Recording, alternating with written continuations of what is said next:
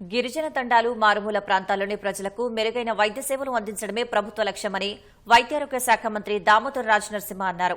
నిజామాబాద్లో కొత్తగా నిర్మించిన మాతా శిశు ఆరోగ్య కేంద్రం, క్రిటికల్ కేర్ యూనిట్లను ప్రారంభించారు. ప్రభుత్వ జనరల్ ఆసుపత్రిని సందర్శించి రోగుల సమస్యలను అడిగి తెలుసుకున్నారు. వైద్యారోగ్య శాఖ అధికారులతో సమీక్ష నిర్వహించారు. ప్రభుత్వ వైద్యాలయాల్లో మౌలిక వసతులు క్రమంగా మెరుగుపరుస్తామని స్పష్టం చేశారు. సిబ్బంది బాధ్యతాయుతంగా విధులు నిర్వర్తిస్తేనే సర్కారు దవాఖానాలపై ప్రజలకు నమ్మకం పెరుగుతుందని మంత్రి పేర్కొన్నారు. పేదవారికి అల్టిమేట్లీ పేదవాడిని కాపాడుకుని వైద్య సేవలు అందించే బాధ్యత మా ప్రభుత్వానికి.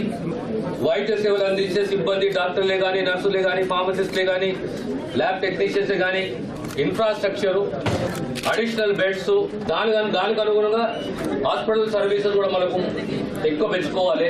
ఎక్విప్మెంటే కానీ, టెస్టింగ్సే కానీ, డయాగ్నోసిసే కానీ, డయాలిసిసే కానీ, డ్రగ్సే కానీ, సూపర్ స్పెషాలిటీ వరకు అన్నీ కూడా ఓ లెక్కలో, ఓ పద్ధతిలో కనీసం 85% సిబ్బంది ఉండాలి.